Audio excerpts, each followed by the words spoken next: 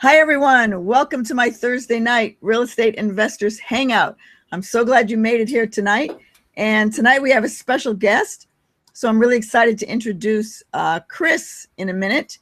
He's part of our team in Sacramento. So he has a lot of experience in rehabbing, and he's going to share a lot of insights that he has. He used to work for a hedge fund in the Orange County down near LA, and he flipped over 1,000 homes. So he really knows what he's doing. If you want to know how to flip, you need to listen to Chris. So anyway, thank you everyone for joining. You can follow me on Twitter at Pink Professor, and my YouTube channel is Wise Wealth University. So if you want to watch other trainings, it's all free on Wise Wealth University on YouTube. If you're interested in private lending, my website is also Wise Wealth University, and I have a free ebook there to help you raise your own funds, because we use private lending for our projects. And I'll show you a link to that later on in the Hangout.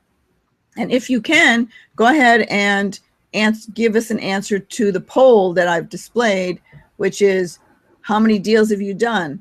1 to 3 wholesales, rentals, or flips, or more than 3 wholesales, rentals, or flips? And that gives me an idea of the type of audience we have and what kind of things you want to learn and what kind of questions you would have. So I appreciate that when you fill out the poll. All right, guys, we're going to dive right in. We're going to focus on a project that we have listed right now, which is a luxury home in Sacramento. I'll say luxury. It's not like a beachfront home, but it's upscale compared to the average homes we normally do. And we have shown a few of those on the Hangouts, but I'm going to have Chris talk specifically today how to compare what to do with a basic home in your area, a 3-bedroom, 1 or 2 bath, to what you do when you're adding square footage and adding luxury and trying to get a much bigger bump in your project. And you don't want to do that in a neighborhood where no one else has done it yet. We're only doing it because in this neighborhood it's very desirable and people have added onto their houses, and they, you can get value out of it. So if there's no comps for that, don't do it, because you'll lose money.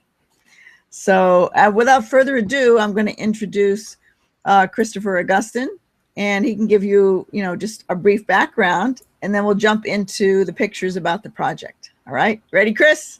Ready. All Thank right. you, Janice. I started flipping homes when I dropped out of college in 2001, where I did my first flip through taking over somebody's loan in Glendale, California, and it was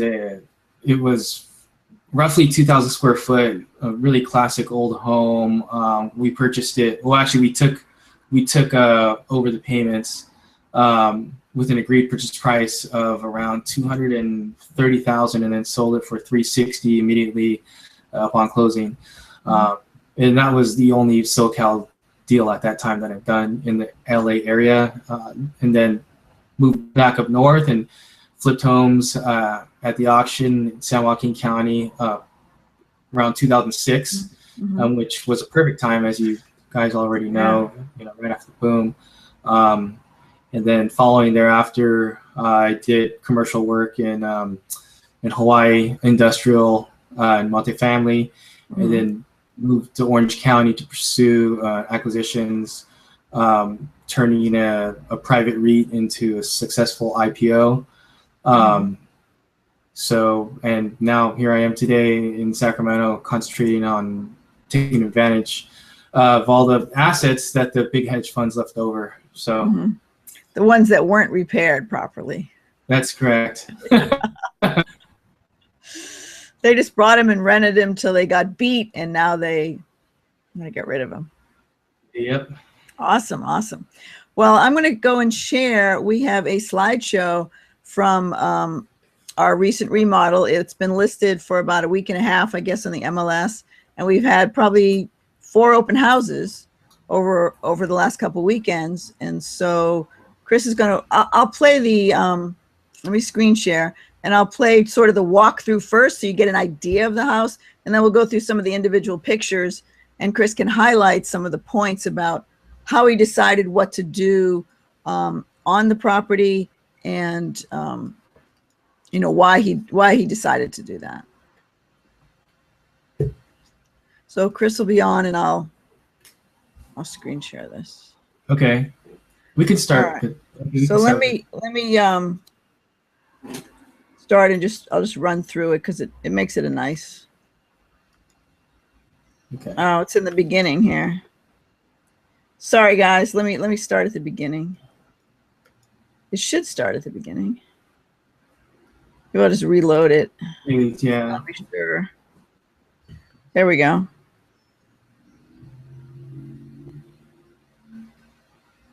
Should I just kind of talk about it as we're going? No, this is just a quick. It takes like a minute, and then we'll go back and do the individual slides. Okay. Okay.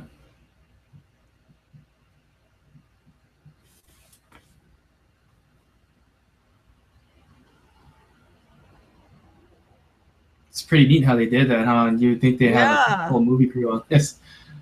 It seems like a movie, but it's really just the pictures. It's crazy. Yeah.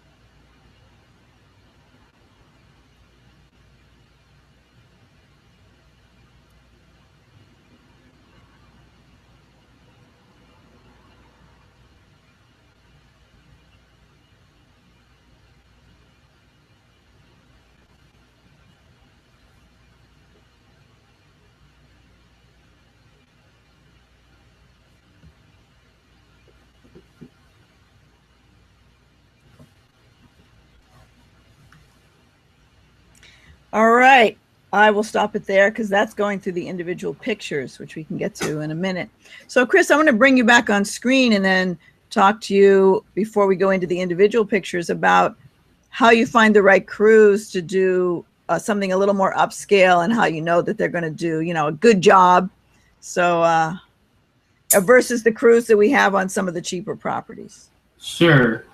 So on this particular project, we've expanded an addition of roughly 498 square feet, and therefore we definitely needed a licensed contractor to do so.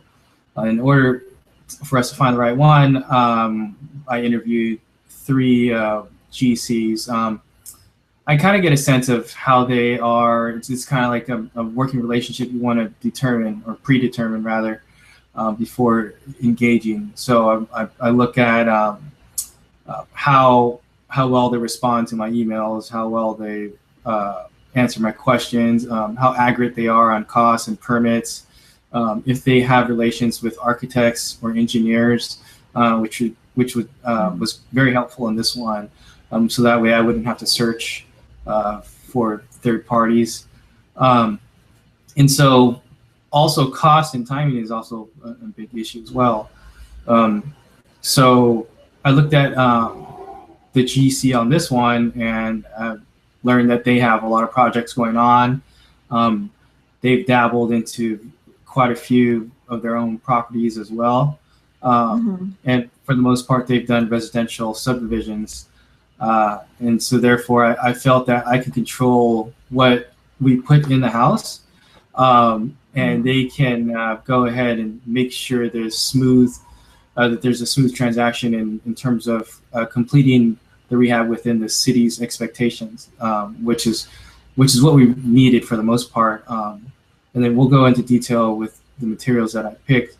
But just as long as we needed we wanted the stamps quickly with the engineering and stamps quickly with the architects. We just wanted the GC to control that, as well as signing off the inspections. Okay. And that's not the crew that we've used on previous projects, I know. So no. A different type of crew. How do you target the other kind of crew? So the other kind of crew I've also integrated as well. So as I said, the GC, we wanted them to control everything that has to do with city. Now, the other aspects that do not have to be coordinated with the city, such as landscaping, like a fencing, or light electrical on the exterior, or light plumbing on the exterior. I've had other guys do that work because it's not as intensive, and therefore it's cheaper for us. So and anything that's missed that would be an added item with the GC, I would have our guys do, such as putting a light in a different place than where it was, or like if I wanted a sink last second, or a toilet. So. And the GC was okay with you bringing in some guys to do extra stuff around, because some of them aren't comfortable with that. So I wanted to know what he thought.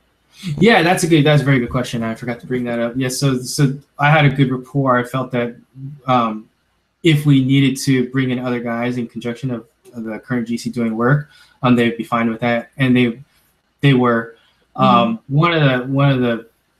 One of the things was the flooring. It was determined that the flooring was more costly to the GC than was expected, and that was determined during the middle of the project. So I asked if I could have our guys do the flooring. And they allowed that. Same thing with the stucco. The stucco, we determined that it's hard to match the addition stucco with the existing stucco, so we'd have to do the whole thing. So I had our guys do that part as well. So they were fine with that. That's a big deal. Yeah, those are things like they're not electrical and plumbing, and so they're not as worried about that because they can't really get cited for some injury because the flooring doesn't look exactly right or something. Right. Or the stucco patching is a little funky. Nothing can happen to the GC for stuff like that. So right. Okay, good to know. All right, why don't I will share the outside, and then as we go through the pictures, you can tell me, oh, let's see what it used to look like or something, instead of just showing, or would you like me to show what it looked like when we started? Oh, you can do that. It's probably better for them to see how it looked like before we started. All right, so let me start with, I'm going to have to, that's a different window, guys. So I'm going to like turn off the screen sharing, and I will turn it right back on because I have to pick a different picture. There we go. Okay. Oops, that wasn't it. Well, it is it, but it's not the full screen.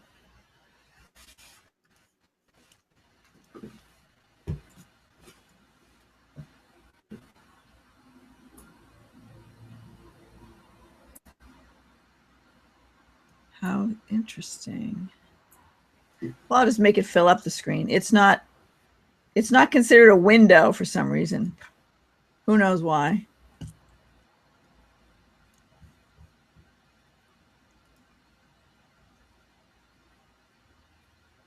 Okay.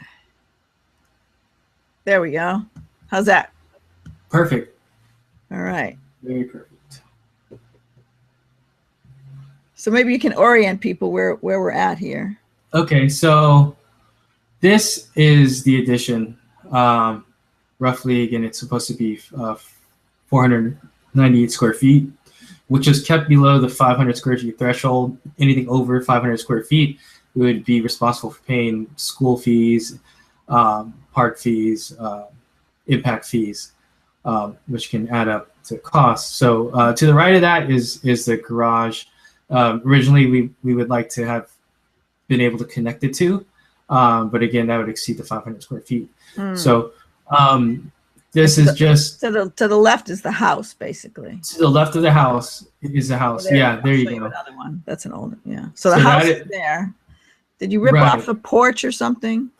Yeah, that's correct. Right where the door is open, that was a porch. I think it was maybe 100 square or 75 square feet along the exterior. More like a breezeway or something. Yeah, exactly. That's exactly what it was. It was a breezeway. That's where they kept the water heater, as well as a laundry. So and it was there where we wanted to determine, that was the other option, was to not do an addition and just enclose that area. But we thought it was more cost feasible if we did it this way. So, and this is the walkway. Right here is a walkway from the main entrance to the garage. So it's about 4 feet or so. As you can see, the concrete, they're putting in all the stem wall because the foundation is raised. Right in the front bottom left is where stairs we're going, concrete stairs going up into the entrance, and that entrance is going to be the kitchen. That big opening that you see there to the dirt is the master bathroom and master closet. Okay. And to the left of that, to the left where the door is open, that is the new kitchen. Correct. Okay. Yeah. And so that's midway. You see the joists going up and down. You see the two girders. All the stem walls up. That just you just have to lay down the flooring, and then they start framing. Yep.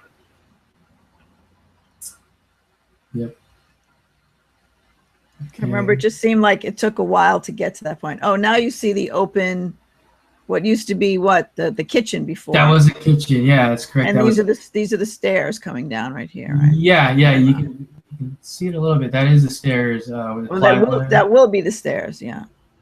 Yeah. So that door's gone. This is the old kitchen. That is the old kitchen, which is converted to the dining room. And the kitchen will be here. Yeah, that's right. All right. Okay, so this is the living room facing from the front entrance. And so where the framing is, there is actually about 2 feet of depth coming towards the door. So there's 2 feet Right. of another. For some reason, they had a wall in between, so there's dead space of 2 feet depth coming forward. It So was, we knocked down the wall and we pushed the framing back, so that allowed for a larger living area. right back here. Yep, that's right. Allow for a larger living area because in this particular neighborhood, homes are high price per square foot, and it's hard to find a functional property. Hmm. So we And felt this, there was a door here, but this is not a door in the new. it was a weird door. because they had a wall of 2 feet depth, or 2 feet depth of a wall, and a door that just led into another wall for some reason. I don't know why they had that. It was weird. Oh, okay. So it was just dead space with a door. And it was also a closet. There was also a closet on the other side. So the opposite side of the frame was the master bedroom and the closet, right Oh, where Janice's cursor is. right there. Yeah. Yeah. And then tell them about how what you decided to keep. Originally, we wanted to try to keep the windows as well as the doors because they're solid. They're wood doors with grids, and they call it by light. So as you can see, the door has 3, 6, 9, 12, 15. It's 15 light. It's a 15 light door. So those are custom doors. We wanted to save that as well as the windows because they're wood, but it'd be really difficult to maintain the functionality. Mm-hmm. So we changed all windows and doors. But however, that size right there, the side door, the size is a custom, so it was still expensive when we changed it out. Mm-hmm. And one thing to keep in mind is when you order doors, that should be the first thing that's ordered, because if it's an irregular size, it can take up to 3 months or 2 months. Oh, wow. That's a long time. I've never ordered custom doors. Yeah, so you have to be real cognizant on which ones you want to order ahead of time. And if you do stumble across a road bump in that matter, you can always just call around to other manufacturers because a lot of them might have some in stock or something similar to that. Like if they don't have wood, they might have a metal door, or if they don't have like a 15 light door, they might have a solid light door, and then you can cover it with coverings or something. So there's always ways to make it work is the motto. Okay, so Chris, let me just answer one of the questions in the chat. Is this the same house we talked about 3 weeks ago? And it is, Ray. We did talk about this about 3 weeks ago, but Chris, who really is the one who makes the decisions about the rehab and handles the crew, wasn't able to come on that day. So we were talking really with, David, who works more with the accounting and the costs and stuff. So he knows about the project, but not to the level that Chris does. So I really wanted people to be able to hear, what Chris had to say about this. So let me move on to the next picture. But yes, you have seen this house before. All right, go ahead, Chris. Okay, that's one of the GCs that works in the property, Rocky. So answer Janice's question further. We wanted to keep aspects of the house. So you see the woodwork to the left and the fireplace. So we wanted to preserve that. That was all original. We also did not want to paint. We also did not want to paint the fireplace as well. So we kept that. So you'll see later maybe that they covered it with plastic as they continued the rehab. And to the left of the fireplace. Oh, sorry, I'll go back. Oh, no worries. To the left of the fireplace is a bench, which is a unique feature. It helps the house stand out and again preserve the craftsman look. That is the ducting from up top. We changed the insulation, the new ducting, as well as HVAC. Now in California, they have Title 24 standards, which is to make sure that all new construction includes energy efficient windows and heating and air. So that was a requirement by I think it was by the state actually. Yeah. And you also mentioned we took out all the lath and plaster and we really only just kept studs, right? That's correct.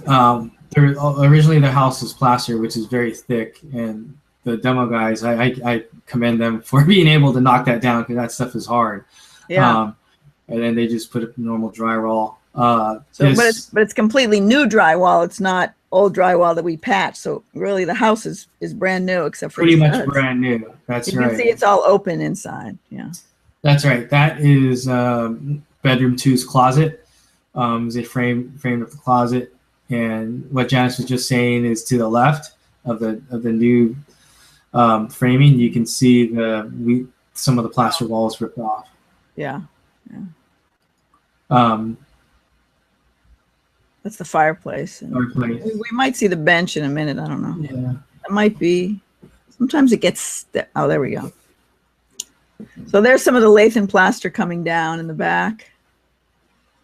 And the door we wanted to keep, but we couldn't. So it was pretty open. It was, once all that lath and plaster was out, it was a pretty open project. Yeah. Trying to get it to step through the picture. Sometimes it won't go. Just trying to. Is there a link to? I'm getting a couple texts from some friends who might want to watch this. Is there a link to watch? Yeah, they can go to my website, wisewealthuniversity.com. Okay. And at the top under products, I think it says there's a pull down menu, and you click on Hangouts. Hangouts. Okay. They can also, for a quick watch, they can go to YouTube, which is also Wise Wealth University, whichever is easy for them. Okay. And watch it there. It should be streaming live. wisewealthuniversity.com, and then go to Hangouts. Okay, great. I'm trying to get it to click. Yeah, so did I go too fast? No. That's them working on the floor, I guess the flooring. Still taking out the lath and plaster. That is actually the bathroom. We pushed the wall back towards we pushed it back so we can shorten up the bathroom. Originally this house was a 3-1, and the one bathroom that I had was oversized, and it was in the middle between like the kitchen and the living room. So we wanted to make that a hallway bathroom, which was not needed for such a large space. So we shortened that up, and that allowed us to have a larger dining room area. We wanted to have a formal dining room, so that was the only way we could do that. So that was the old bathroom. There's all the ducting. Yeah. We have new ducting. We still haven't seen that. Oh, there's the bench. There's the bench. There's the bench. The trim. We kept that. Yeah. Yeah. It's a nice feature. There they have a ply up ready for. So this is the addition all framed in. Yeah, there's the skylights. We went 11 feet, the highest that we could go. I felt that was another feature. Whenever you're doing a project like this, you want to maximize the type of construction and functionality. So high ceilings is one of them. So if you can do, if you're already paying permits, you might as well go to the highest that you can. Right there. So there's where the old meets the new. That's right. Yeah, that is the master bathroom. Bathroom. Yeah, that's the new. That's the new section. Yeah. Right. Bathroom further. The master bath, and then that's the closet. Closet. Yeah, and then to the right will be the kitchen when we get to it. Right. There's all the windows. Windows. Of course, new electrical. New panel. That's the toilet area. And the skylights in the bathroom as well as the kitchen, right? Right. Oh, Connor was in the front of the house. There we go. There's the fence. So that's what it looked like before, but you'd already trimmed some trees back.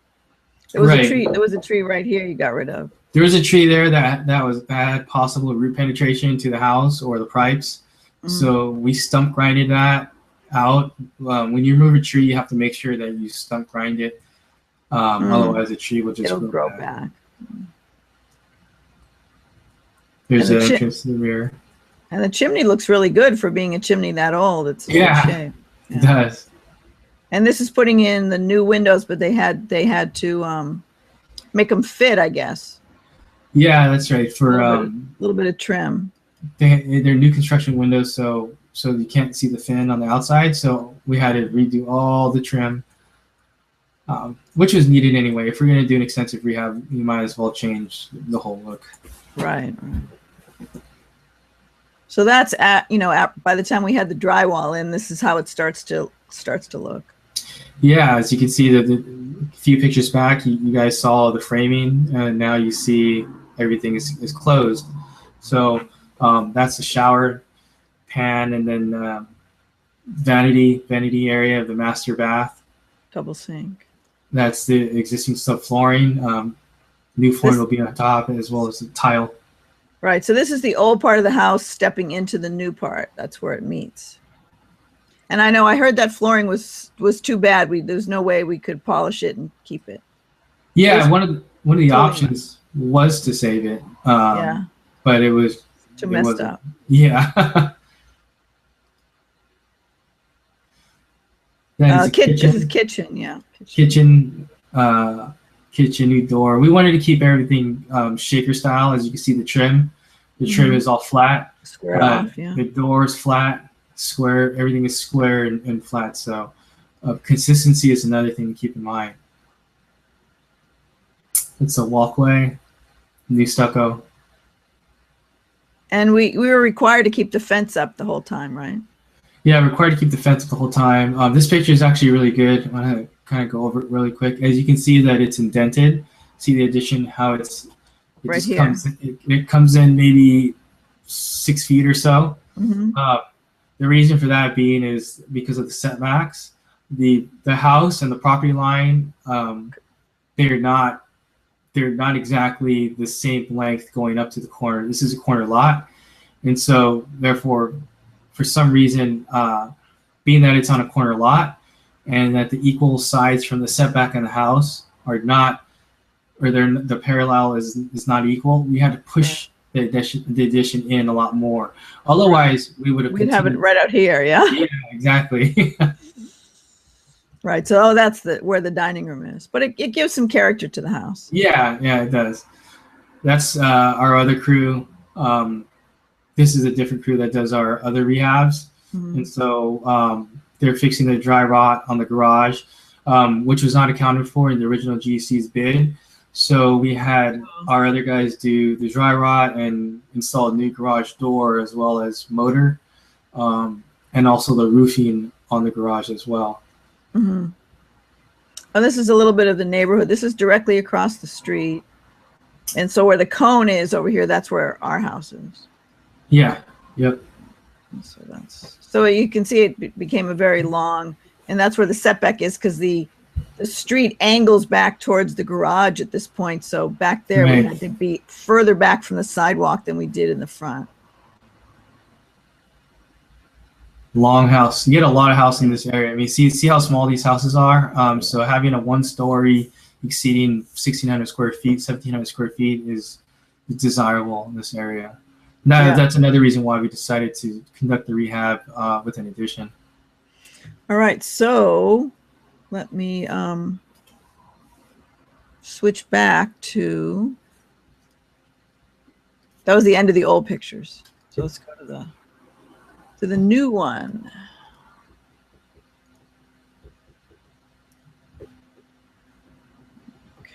There, okay, so I can go off on this a little bit. So we had to prune the trees back a little bit. One of the options was to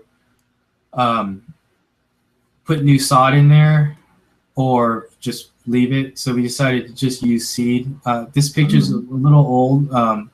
It's like a couple months back, but now there's a lot more green. So we saved like $3,000-4,000 just doing that and fixing the sprinklers. We made a pathway. You added that walkway there, right? Yeah, that was a good thing that we did, because we wanted to do something with so little front. As you can see, the house diameter, it's kind of short, but then it goes long. So we wanted to do something. Therefore, we wanted a pathway, and we wanted to use brick, but then brick's expensive, it's labor intensive. Some of the brick can cost up to $2 per brick. And so we decided to go with pavers, which just long rocks on top of decomposed granite. And so that way we don't have to buy too much units of rock because they're big, and the galvanized granite is cheap, and they would be delivered with the regular rock and the soil that we use throughout the house. A lot of these companies will deliver dirt, rock, soil for free up to a certain amount. Okay, I see. You know, and I was thinking about it that because the walkway goes off to the side, it makes the front of the house look bigger. Yeah, that's right. It's just that angle. Yeah. The angle. That's the corner. That's the corner, which what they did was we mirrored the house across the street and had the same cutout in the corner. This is a semi-main street. There's no traffic signals or anything. Over here, yeah. But there are cars that drive by. So we wanted to do something with the corner, being that there's so much grass. And now there's flowers where this area is, but we wanted to do both rock and black bark. And then I think you'll probably touch on it later. Something came up where we had to move this fence back in, set back from the street. Is that right? Yeah. One thing I gotta say is, you know, when you're always in a real estate transaction, the brokers will always say, do your own due diligence, right? And that goes with general contractors as well. Because I checked on a few GCs and they said there's no setback on fences, only on houses. And so by taking their word for it, I just went ahead and built the horizontal fence along the property line. Well, the neighbor called and said they don't like our fence; it's too close to the sidewalk. And so it was now tagged, or it was tagged, but we had to move the fence up 5.5 feet from where it originally was. So that means cutting the concrete, repositioning the posts. So yeah, we did one down here in San Diego. We had the same thing. Well, we found out about it. We knew to set it back. So that was just something we had to do. So you can touch on the garage a little bit. Here's a garage. Yeah, so we drywalled, new drywall throughout, and new can lights. We wanted to make this an option to people if they wanted to use this as an office or use it as an existing garage, because it's common in this area to have a secondary unit. They can even actually make this into a room if they wanted to. All they have to do is lay the subflooring and the flooring, and then maybe put like an air conditioner in there or something. Right, it could be a fourth bedroom or something. Right. Right here you can see the decomposed granite. It comes all the way back, and the rock. And, right. That's where this fence up here is the pathway where we talked in the front of the house, and this is the side of the house, and then the neighbor's fence. Right. And again, I mean, I can't stress enough on when you're buying the materials for the exterior, if you get a place that delivers, it saves a lot of hassle when trying to coordinate your guys or even trying to pick it up yourself.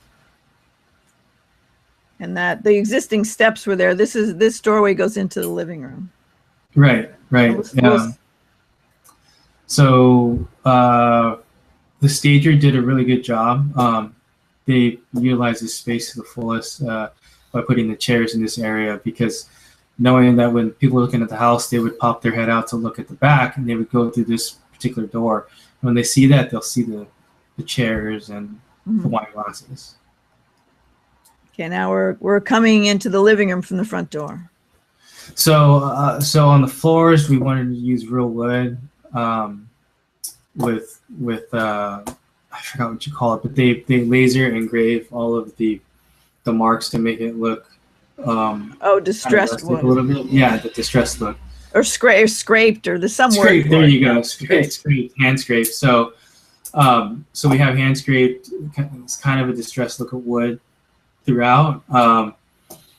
We put a ton of lighting is a key. We wanted to put bright recessed lighting, as well as the paint that I chose has a certain I don't know what the number is measured on, but there's a number correlated with the paint color that reflects light, and so that's what helped me choose this type of gray. There you can see the trim, the wainscot. We wanted to match the existing with the bench, and to the left you see the shelves. Oh, sorry, I didn't. The wainscot is back here, along this back wall here. Yeah. And there's that's a full picture of the fireplace, the bookshelf, and the bench that was all existing.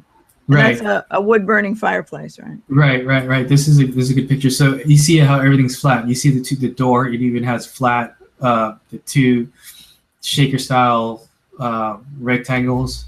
Then you have the 6 light. That's flat, and even the crown molding up top. It's hard to tell, but that's flat as well. Very flat. What I liked about this is that the stager knew this room was a little bit long and narrow. So instead of putting a big couch, by putting these sort of see-through chairs, it made the room look bigger. Yeah, I didn't notice that, but yeah, they spent over a day there. They spent like a day and a half actually, just to rearrange. And that's a beautiful front door. Yeah, that particular door, I'd say 2 years ago it would have been custom order, so it would have took like maybe 2 months to come in. But then now that style of door is becoming popular. A lot of vendors have these in stock. And that's the fireplace. That gives it that a little bit of the craftsman style from the 1940s. Yeah, the built-in. That's right. We had an option to put a gas fireplace in there, and there's a place, I don't know the name of it, but in Southern California, they make inserts so you can just plug and play for it's like $500. I think David mentioned the other day we did a Periscope where we did the open house, and he was mentioning that the stager's boyfriend makes some of these period pieces. Oh, I didn't know that. Those are really nice pieces. He made the table, really nice. This bench, and this light, and the light has some kind of, the base of it is like some kind of wood, right? Foundation piece or something, yeah. And nice. He did the table too. And the other thing is they have like this old radio and a few things to kind of bring up, 2015 and the 40s kind of together. And it works. We have that radio on during the open house. Yeah, and it works, and there's a real record player over there. Yeah, that works as well. So there's a lot of pictures of the living room, but then again, the living room's really a highlight. Yeah. That opening, you could keep it here. Go ahead. That opening, we had to widen. Oh, this is where you open it. So it makes the room look bigger because it's not just a standard doorway. That was great idea. Great idea. Bathroom 1. So we wanted to do something different. It's kind of hard to see, but the tiles around the shower, they have waves in them, and then we went vertical as opposed to horizontal. And we didn't want to take too much of a risk, so we included some beige with the gray, and I felt that went well with the teak. And we wanted to go different. I get a lot of feedback from buyers from other properties and other projects, and they always go in and they pick things against the materials. They say, oh, they use cheap stuff all the time. So I wanted to use teak vanities. We didn't want to go too contemporary. We wanted to go a little bit with the craftsman traditional look. So we felt the teak would play a good part in that.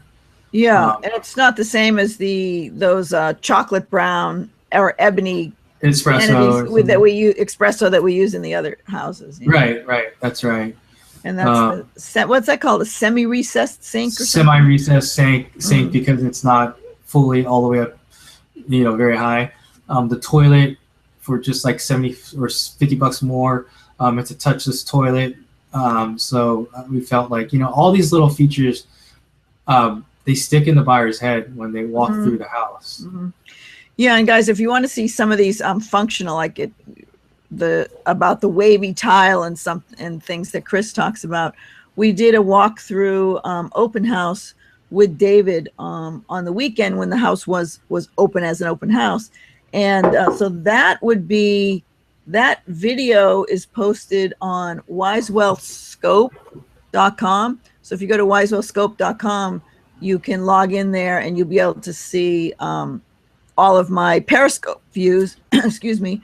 And there's an open house there, but it's all the different Periscope views that we do on real estate investing. With they're a little shorter than the Hangout, they're briefer, but I know the open house one's there if you want to see more about the tile. Let me try to move down here. Oh, so now we went from the bathroom, we're walking into the master. Right. This is a master bedroom. We included recessed lighting. We kept the original shape of the windows, just one big window across, which is, it goes along with the character. Originally, we wanted to put a barn door on the outside of, like, from the entrance entering into the bathroom, but it would have looked funny because you'd have to continue the trim, that top trim, all the way across. All the way up here, yeah. Right there. So we included the barn door on the other side, which works great, or just as good. So there's a couple more. So you'll notice when we leave the master, that's the transition from the, when you go from the master into the bathroom, that's when you transition from the old part of the house to the new. So notice we have regular ceilings here. Right. And we go to the master, and that's where we have the higher ceilings. That's 11-foot ceilings. The new part. Yep. So this, okay, again, teak matching vanity. Everything was when you're going into vanity. Yeah, double vanity. We went to 72-inch.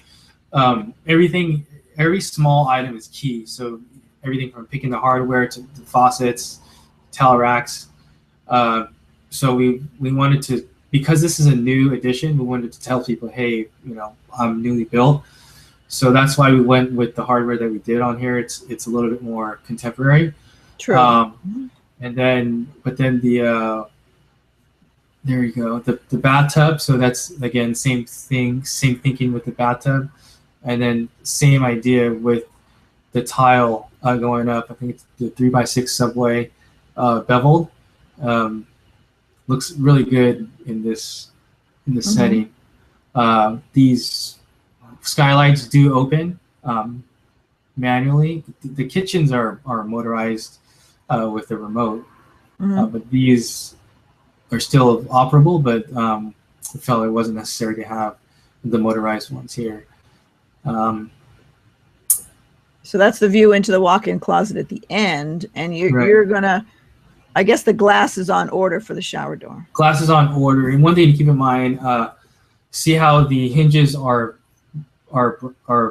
bronze, or it doesn't matter if you have different types of material, between the bronze hinges or the shower head. That was a factor that I had to make a decision on, because on a typical house, like a medium cost rehab, you would keep everything the same. Right. But in a higher end, you don't have to do that because it goes with style and character. Right, but those hinges are the bronze in the other part of the house, right? Yeah. Yeah. All around. See, even the door right there. So this is going to show the barn door you were talking about. There you go, the barn door. We want the flat one panel solid. All doors are solid. One flat panel door. We wanted the spout on the bathtub. We wanted that right a little here. More modern That's too. Really cool, yeah. And then we wanted to continue the tile across that entire wall. And then that's the walk-in at the end of the bathroom. Right. And it's closet space is hard to come by in this area. All right, so now we transition into the dining room. So we leave the master and go across the hallway. Dining room. One thing about the dining room is you'll see the color canvas. We kept that espresso just to make it different from the rest of the house. You'll see that. We did not want to keep this the same color as the kitchen because we don't want to stand out and say, hey, I'm part of the kitchen. Right. So this is kind of a focal point. We use the same 3x6 tile. We wanted the chandelier to be unique. We didn't want it to be lights hanging down because it's a lower ceiling. We did want to put wine features in there because we know a lot of the target market drinks wine, kind of targeted to the young professional, and we also included glass as well. You can't really see, but there's a refrigerator there. Right, wine cooler, I guess. Wine cooler or beverage cooler, and the granite that I chose for this one is a little bit darker because again, it's a focal point. Oh, and the subway tile behind. Yeah. So that's a nice wet bar, I guess they call it. And so as you can see, when they walk through here, they understand that it's not part of the kitchen, so they get a wow factor towards the end of their tour, the buyers. Clear lights, clear modern lights that go up to 11-foot ceilings, motorized skylights, great cabinets, which was a risk. You want to take some risk. You want to make sure that everything's kind of a calculated risk. But Chris, I want to step back for a minute just to show people. So here, this line here between the dining room and the kitchen is where we went from the old part of the house, and this used to be outside. This is the new part of the house with the higher ceiling. So right in both places, I was just trying to show people where we went into the newer part of the house. Oh, okay. Yeah, the dining room was the original kitchen. You were talking about the gray cabinets, and I mean, you're great with design, and I was like, I don't know. Let's see what happens. And when I saw it, I loved how it went with the stainless, and I just had no idea it was going to work, Yeah, it did turn out good. It turned out to actually work. The knobs, let's see. So here's the thing again. A lot of flippers might say consistency, throughout 100%. And that's agreed to a certain point. But when you reach a certain level of the market, a certain price point, you want to kind of change it up. So therefore, we use different. You can see 3 different colors here in terms of the hardware. You have the sink that's stainless steel. Then you have the sinks. Isn't that the white? The faucet. The hardware. The faucet. Got it. Yeah, and then you see the hinges are bronze, and then you see the knobs are pewter. So we wanted to stand out a little bit. The knobs really bring this out. I mean, the knobs. Oh, they do. Really well. They're shiny. I mean, seeing this in person, it's just it goes really. It bounces off. The colors bounce off. And for the hood, we had to buy an extension in order for it to fit the 11-foot ceilings because we wanted that vent to go all the way up to the ceiling, all along the wall. There's another question in the chat, and notice, there's the subway tiles on both sides, or behind the counters, the splash area. Ray was asking, what is the special reflective paint called? Did you remember that? Yeah, it's a edge comb gray, I believe, and by Benjamin Moore. And when you go onto their site, you can see the light reflective, how they rate the lighting. Okay. So the rooms, I picked a kind of a more subtle look, more calming color, but I mean it does look similar, but it's actually different. Right, and the more light, then the room just looks bigger. The reflective light. A lot bigger. Yeah, people are more wow about it. Is there a specific brand of these cabinets that we chose? Like, where did you find the cabinets? We chose it's a company called Waypoint Cabinets. The vendor unfortunately wasn't the most consistent or accurate in terms of knowing which ones to put where, because we had to order. But I mean that just goes with the price. But they're solid wood cabinets. They're not particle board. Some of them have features or they all come with slow closing. But then I think the pantry has a rollout. There's even a garbage one where there's a rollout. So we wanted to put a microwave. We wanted to put a microwave where there's a cutout. There's a trim that's supposed to be there that would match the stainless steel. But by doing so, you don't have, it allows for more space on the counters than if you were to put a microwave on the counter. Yeah. Well, I heard the trim kit's not in yet, so. Yeah. Oh, we just put it in. It was in yesterday. Oh, okay. Lights, modern lights, Pottery Barn. I think the chandeliers from Pottery Barn as well. On here you can. I think it's okay. So that's the dishwasher, and then next to the sink, it's not a trash compactor, but it keeps your trash and it just slides in, right? Right. And you notice if you notice on the tile, we tiled all the way up to the ceiling. Oh, nice. Yeah. Yeah. So we wanted to keep the That look. look. We always want to be different. We want to be. I mean, you want to be a mixture of different, risk, and also desirable. But then the key is which one do we have more of in terms of percentage? And so this one we wanted to take a risk with the kitchen and the master bathroom, which is the largest amount of rehab that we're doing. So floors, you can see. Oh, go ahead. Floors are tile. They look like when you walk in and look up close, they kind of look like they're wood, like beechwood or something, but they're actually porcelain tile with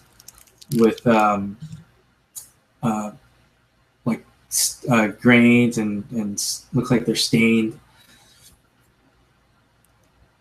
And there's a good view. That's a beautiful, nice big sink. That's great. Yeah, farmhouse apron sink.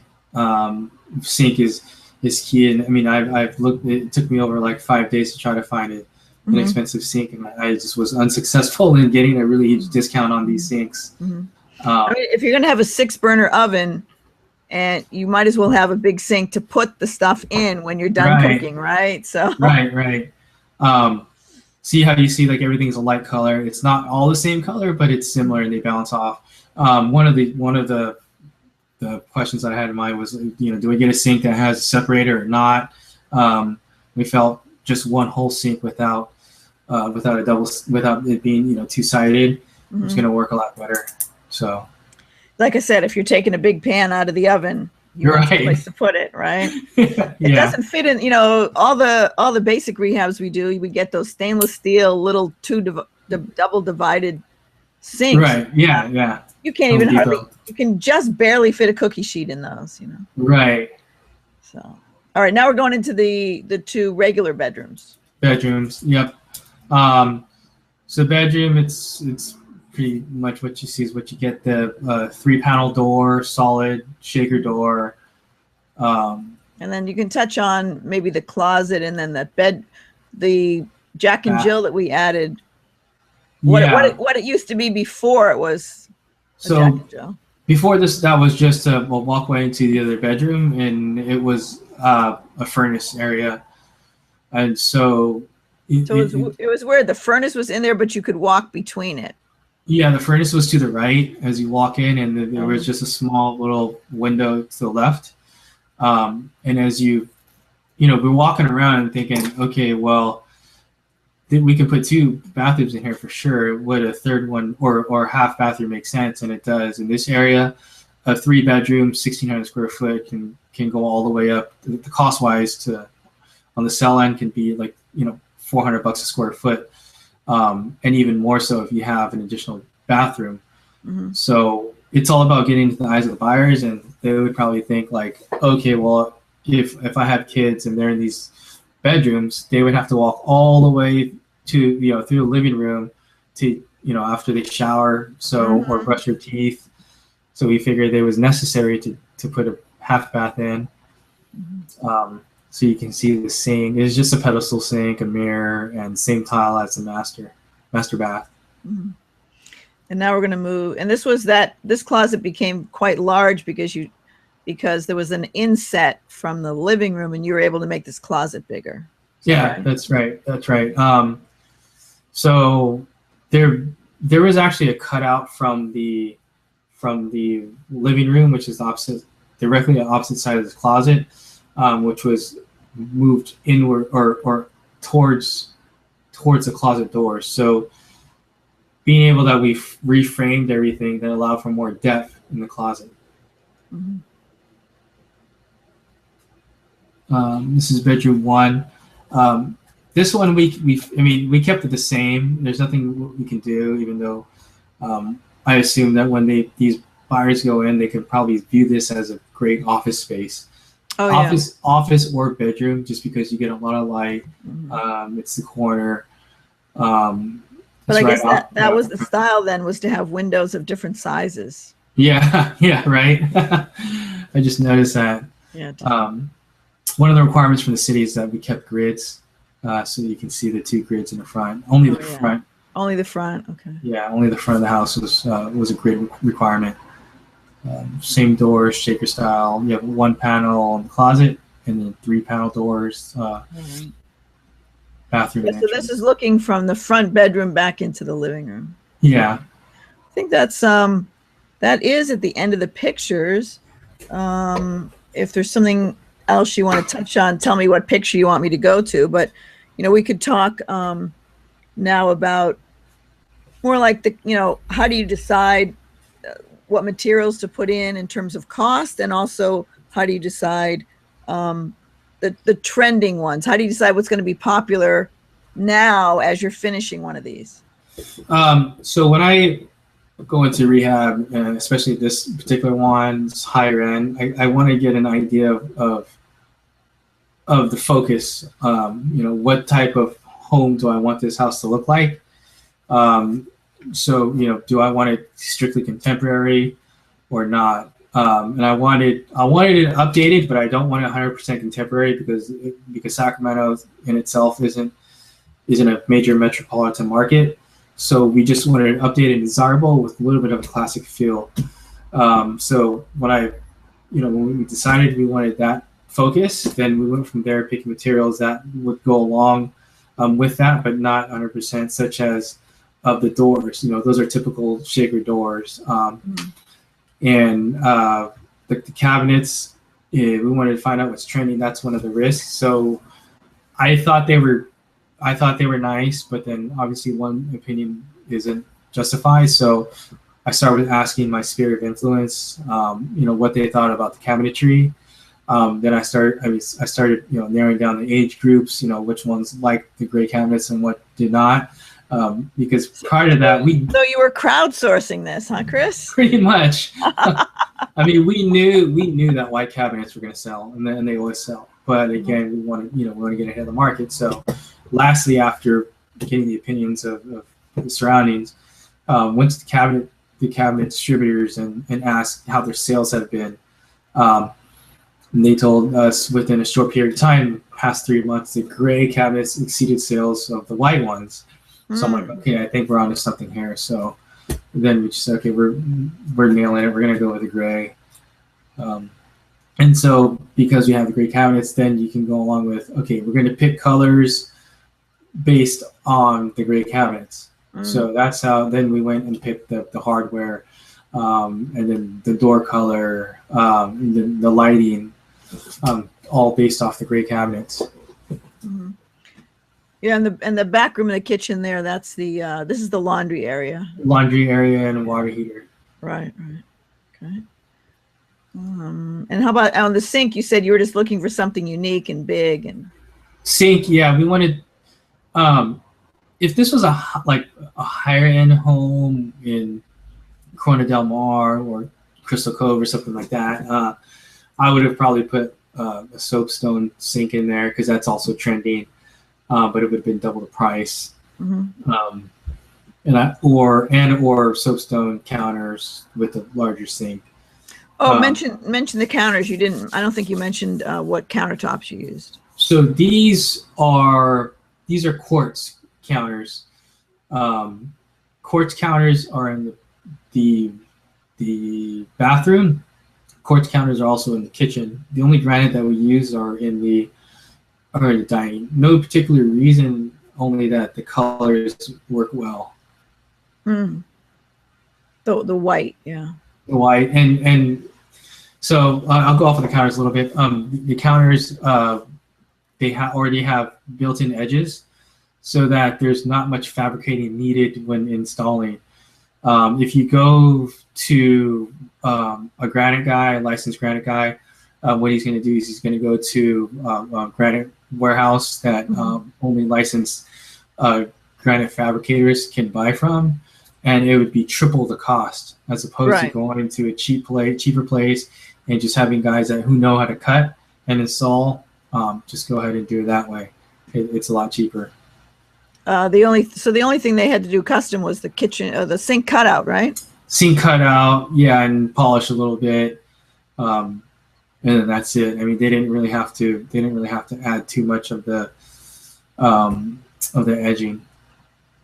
Oh, and I think mentioned something about the windows. You had to keep the look for the outside because it's an historic area. You had to keep those 3 windows. We had to keep the trim. Oh. We had to keep the trim, and I believe the windows. I'm not sure if we had to keep the 3 there, but I know cost-wise it was cheaper that we kept 3 as opposed to one large one. Oh, right. But we had to, on the exterior, we had to use redwood. Is more water repellent or better for rainy days.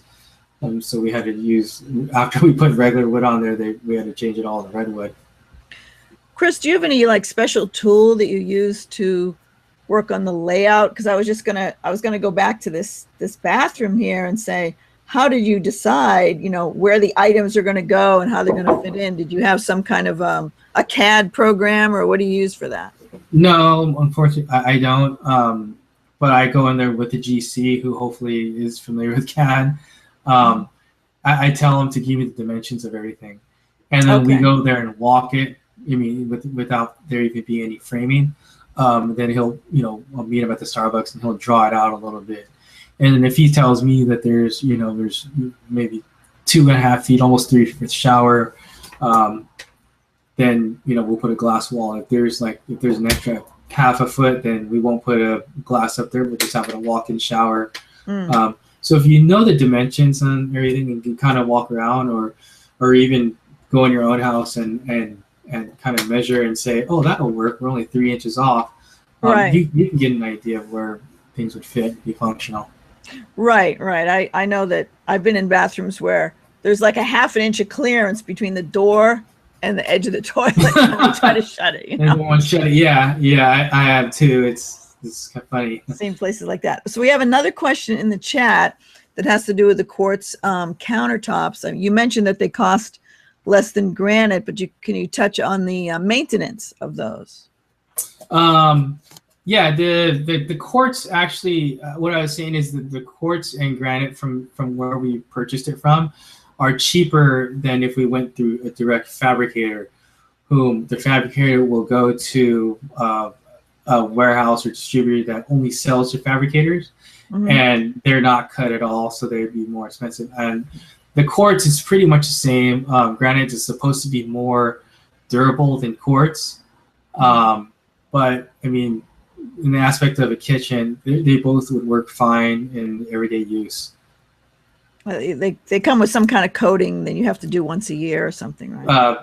Polish, and you're supposed to put a sealer on there. Right. Yeah. Okay. So not too much in maintenance. All right. Any other pictures you want me to touch on that you think you mentioned? Flooring stage. Talk about how you found the stager, maybe. Okay. Yeah. You can go to the living room on this one. All right. Any of the living room pictures, because I think the stager really Did that one.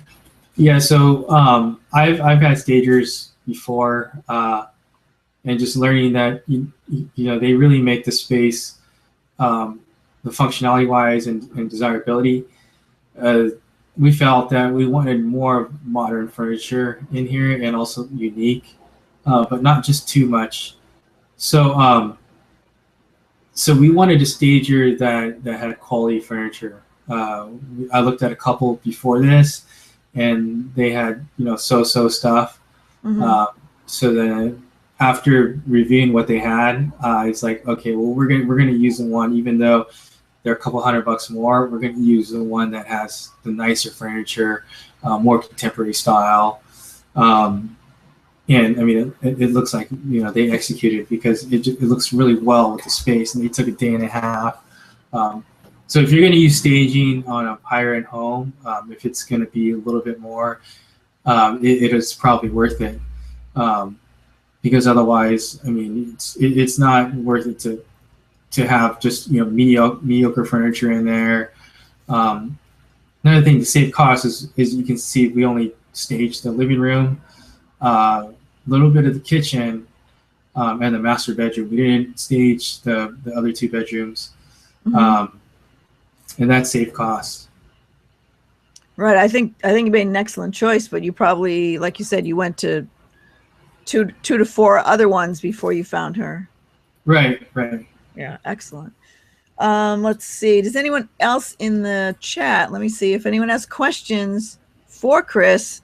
Here's a guy who's an expert rehabber, so fire away. Ask him something. I know one of the people that's watching has several rentals, but they may have not done a flip yet. So if you have a question about, how do you decide what your budget is and things like that, Chris is the guy to ask. So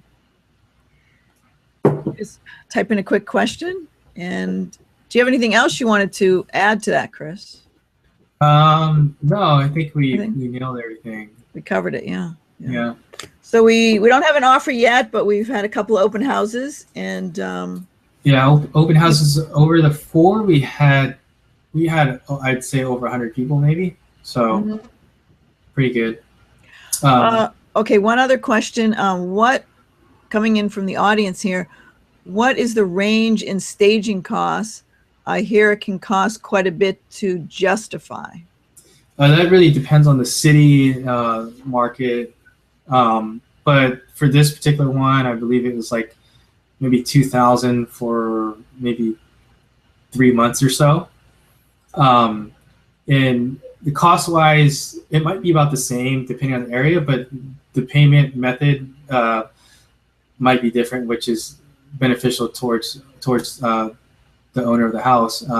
Some might require the total cost up front, and some might say, okay, you can pay me weekly even. So it just really depends. I mean, the best thing to do is call around in the area and kind of get bids from them.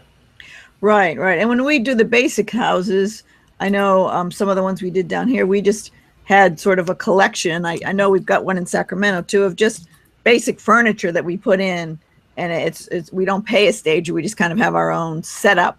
But definitely when you're up in the upper range of price, then this is listed for $647, so we wanted to pay for a stager to get our price. So right. Let's see. Another question that's coming in is, where and how do you find your projects? And I'll talk a little bit about that, and then you can too, Chris. We do, and I've done this also down in Southern California, do a lot of mailings to get projects. And then I also have relationships with certain realtors where they will let me know that a property is going to come on the market, and so that I can have an offer in the very first day that it hits the market. And they kind of let me know, in a way, whether I'm going to be on target or not. So that's very helpful. We like to get our own deals. We don't always, and I know, Chris, a couple of these we've bought from wholesalers, but we're happy to do that so that we can keep the crews going and keep our projects going. Yeah. I think also, track record helps, because they obviously, the realtors work a commission and they don't want to sell to, just anybody. The worst thing that would happen to them is a fallout deal. So anytime you do a deal with somebody and it's successful, they definitely want to do another one with you. So like Janice was saying, relationships key. Hopefully they'll send you a property before it hits the market, so that you can start your due diligence before anybody else. And then, of course, when foreclosures were bad, you bought a lot at the auction, right? But we're not doing that right now, because that's more work at the auction to just get that one deal, whereas we'd rather make the money flipping the houses. Yeah, that's absolutely right. I mean, it's a totally different ballgame when you're at the auction, and the returns are diminishing substantially. You have crews there, you have hedge funds there that do not need to earn such a high return on a one-off basis, because they have bidders at multiple cities in multiple states, so they don't have to hit a high target. And they're also keeping the property and looking for an appreciation, so they don't have to make the money within a 6-month period. That's right. That's right. They're almost bidding at 95% of value at this point. Yeah, as they're turning them to rentals. Yeah, and you don't know, don't really know what you're getting, but yet they're willing to pay that when we wanted to pay, 70 to 80% of value, when we were flipping them. But right. So it's just not worth competing against the hedge funds that are keeping them as rentals at this point. And the risk too, because you can buy in a second and you not know it, or liens. Yeah. So mostly from wholesalers, real estate agents that we have a relationship with, and then from mailings, and then the occasional, listing or Craigslist. I have some automated systems I have set up that forward me things from Craigslist, the minute they hit, so I can contact them right away. So any other questions for Chris? And otherwise, I'll get ready to close that out. I'll bring you back on camera there, Chris. So I think we covered all the questions in the chat. And what I've done for guys is I put in on the right, and you won't see this if you're watching the YouTube later, but you'll see it if you're in this replay, or if you're watching it live, you'll see I have a private lender's ebook. If you click on that link, you can download it. If you're watching later and you want to go to the ebook, then you want the ebook, go to my website, wisewealthuniversity.com, and I'll turn off my screen share as well. So since I'm the one chatting it up here, go to wisewealthuniversity.com, and under products at the top, you'll see a link for the ebook, and it's just a free, PDF ebook. And then there's like 4 or 5 emails that come after it, helping you work through the scripts and things that I have in the ebook. So it's the same thing I do to find private lenders for our projects. So I'm giving that to you guys away for free. So if you need private lenders for your projects, go ahead and download the ebook, and you'll still get the automated emails telling you to come to our hangout every Thursday. So it's basically the same list. Anyway, so if you're watching the replay, it's wisewealthuniversity.com/PV lending, just the letter P and the letter V, PV lending. One more thing I can share with you, if you want to get more frequent updates, let's see where to go. Toolbox. I'll just put up one more thing here. So if you want to follow me on Twitter, if you like that format, you can follow me at Pink Professor, and I always announce when I'm doing hangouts. And lately I'm doing scopes like every day or every other day, short little training periods. And the other one is on Facebook. I have Wise Wealth University. Now I have to move over here. Anyway, and that's the website for the weekly hangout. You can join us at wisewealthuniversity.com/hangouts, and you'll get a weekly reminder about the hangouts. And if you're not on Periscope and you're new to Periscope, you might want to download that app, and you can start watching, quick little scopes, we call them, about real estate investing, and you can ask direct questions just like a chat when you're on there. So I'll go back to my Wise Wealth. Let me see the chat. Let me go back to the chat, see if we have any final questions.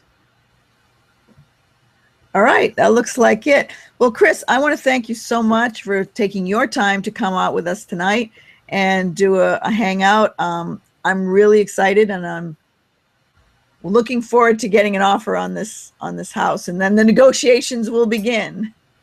Thank you. It's a pleasure. All right, thanks, Chris. All right, guys, I'm gonna stop the broadcast, and Chris and I will chat up the rest of the business that we have to get done this week. But I'll see you guys next week on Thursday night. Thanks for joining us, guys. Bye-bye.